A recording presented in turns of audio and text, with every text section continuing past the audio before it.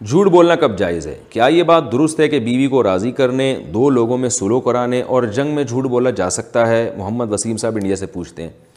جنگ کے بارے میں حدیث میں آتا ہے الحرب خدا، حرب دھوکے کا نام ہے، تو جنگ میں دھوکہ ہی دیا جاتا ہے ایک دوسرے کو۔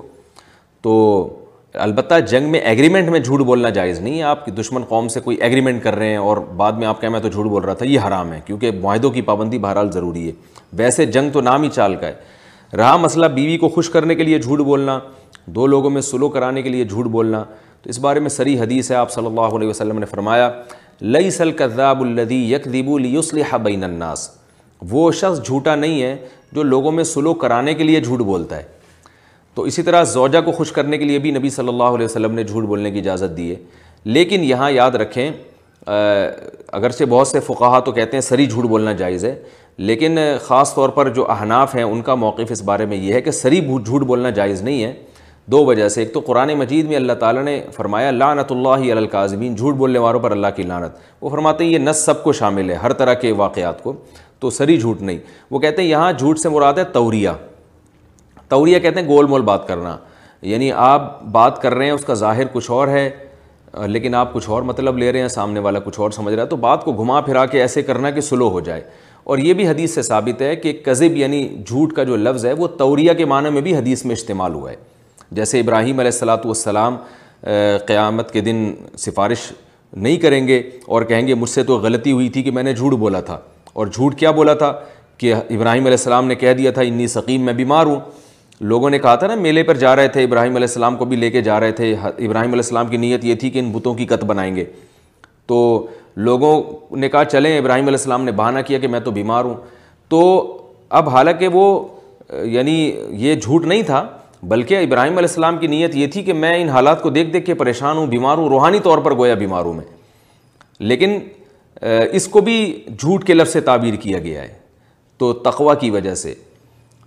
اس لیے احادیث میں جو کذب کا لفظ ہے نا، جھوٹ کا لفظ، وہ توریہ کے معنی میں بھی استعمال ہوا ہے۔ اور توریہ کہتے ہیں کہ آپ ایسی بات کر رہے ہیں گول مول جو جھوٹ نہیں ہے، لیکن سامنے والا اس کا مطلب کچھ اور لے رہا ہے، آپ اس کا مطلب کچھ اور لے رہے ہیں۔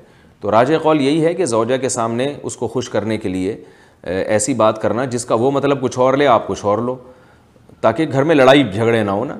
خواتین تو خون پی جاتی ہیں آدمی کا، اگر آپ سچ سچ بتا دیں گے تو پٹیں گے آپ بہت برے طریقے سے، تو اس لیے تھوڑا سا گھمانا پڑتا ہے ہر شریف انسان کو۔ اور وہ اس لیے نہیں گھمانا پڑتا دھوکہ دینے کے لیے، بلکہ بعض خواتین کی سمجھ بہت تھوڑی ہوتی ہے، ان کو اگر پوری بات میاں بیٹھ کے تمیز سے پوری تفصیل سے سمجھائے تو بڑے مسائل گھر میں کھڑے ہو جاتے ہیں۔ اس لیے اسلام نے اجازت دی، اور خاص طور پر زوجہ کی تعریف کرنے کے لیے کہ آپ کو بیوی پسند نہیں ہے لیکن اس کا دل خوش کرنے کے لیے آپ بول دیں ماشاءاللہ تم بہت اچھی ہو، تو اب یہ بظاہر تو جھوٹ ہے کہ وہ اچھی نہیں ہے، اس کی شکل اتنی اچھی نہیں، لیکن آپ نے یہ نیت کی بھائی میرے لیے تو تم ہی سب سے اچھی ہو، تو یہ توریہ کہلائے گا، واضح جھوٹ نہیں۔ اسی طرح دو لوگوں میں سلو کرانے کے لیے وہاں بھی یہی ہے کہ آپ جائیں اس کے سامنے اس کی تعریف کریں، اس کے سامنے اس کی تعریف کریں، اور وہ کہیں وہ تو آپ کی برائی کرتا نہیں ہے، حالانکہ وہ تو کر رہا ہوتا ہے، تو آپ نیت یہ کر لیں کہ بھائی وہ اتنی برائی نہیں کرتا جتنی تم سمجھتے ہو۔ تو اس طرح گول مول طریقے سے لوگوں میں سلو کرانے کی کوشش کرنی چاہیے۔ سچ سچ بتا کے لڑوانا اس سے بہتر وہ جھوٹ ہے جس میں لوگوں کو جوڑ دیا جائے۔ آج سچ سچ بتا رہے ہوتے ہیں، اس نے تو تمہارے بارے میں یہ کہا تھا، فلاں نے تمہارے بارے میں یہ کہا تھا، وہ اور تیش میں آتا ہے، پھر پوری رپورٹیں اس کو بھی جا کے دے رہے ہوتے ہیں، تو یہ ایسا سچ نہیں ہے جس پہ آپ کو ثواب ملے، کیونکہ اس سچ سے آپ مسلمانوں میں لڑائی پیدا کر رہے ہیں۔